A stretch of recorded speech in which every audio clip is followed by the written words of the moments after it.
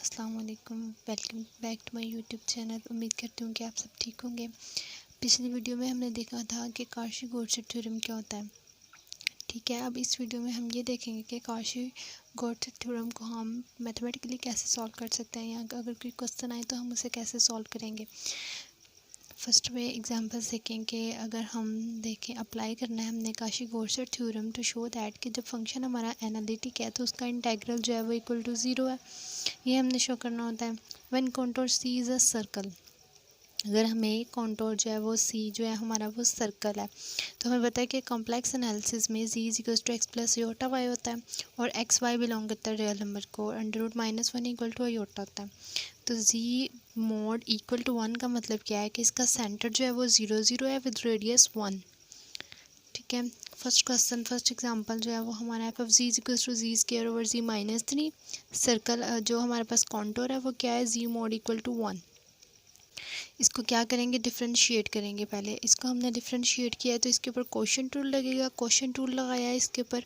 Quotient rule लगाने के बाद अगर हम इसको देखें कि ये सेंटर हमारा 0 0 है और रेडियस कितना है, 1 रेडियस है। इसे अगर हम ड्रॉ करें तो हमारे पास ये सेंटर जो है वो 0 0 और रेडियस कितना है, 1 रेडियस है।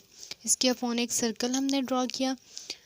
इसको डिफरेंशिएट करने के बाद हमारे पास यहाँ इस पॉइंट पर देखेंगे, हमने ये देखना है कि हमारा जो फंक्शन है वो किस पॉइंट पर अनडिफाइंड हो जाता है। मतलब अगर हम z -3 इक्वल टू 0 लगाएं और z इक्वल टू 3 रखें तो फंक्शन जो है हमारा z इक्वल टू 3 पर f of z is analytic on and within the c except at z is equal to 3।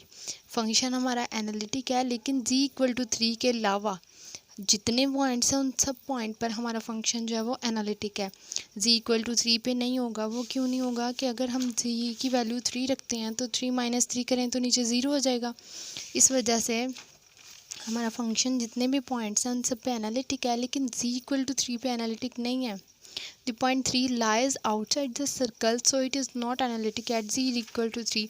और अगर हम इसमें देखें तो हमारा जो पॉइंट c है वो यहाँ लाई कर रहा है, सर्कल के अंदर लाई नहीं कर रहा। और हम ये पढ़ा था कि हमारा फंक्शन जो है वो एनालिटिक होना चाहिए सर्कल के अंदर, जो कॉन्टूर के अंदर जितने भी पॉइंट्स हैं उन सब के अंदर और उसके ऊपर हमारा फंक्शन एनालिटिक होना चाहिए, लेकिन ये सर्कल के आउटसाइड लाई कर रहा है z इक्वल टू 3। तो इस पॉइंट पर हमारा फंक्शन एनालिटिक नहीं है, बाकी सब पॉइंट्स पर है। Example number 2, f of z is equal to z की पावर माइनस जी। इसको डिफरेंशिएट करेंगे। पावर रूल प्रोडक्ट रूल लगाया है। प्रोडक्ट रूल लगाने के बाद यहाँ पर अगर हम ये देखें कि the exponential function and polynomial are analytic on the whole complex plane. Exponential function पे भी और पॉलिनोमियल पे भी जो है ना, पॉलिनोमियल जो होते हैं ये हमारा फिर क्या एनालिटिक होते हैं होल कॉम्प्लेक्स प्लेन पे। इसका मतलब ये हुआ कि फंक्शन हमारा इज एनालिटिक है on and within the contour C, so this one equal to 0। Question number 3 देखें, f of z is equal to 1 over z square 2z plus 2।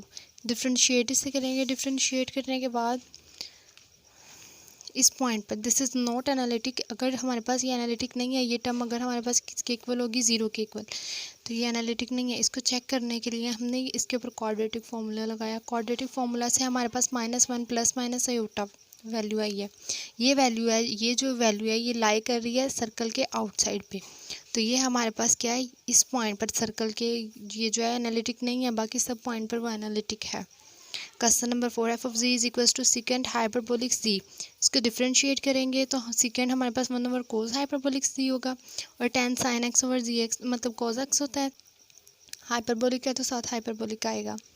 Sine hyperbolic ji cos square hyperbolic जी आ जाएगा। अब हमने देखना है कि कोस 0 कब होता है। जी इक्वल्स टू π/2 अगर हम रखें तो कोस 90 पे हमें 0 वैल्यू देता है।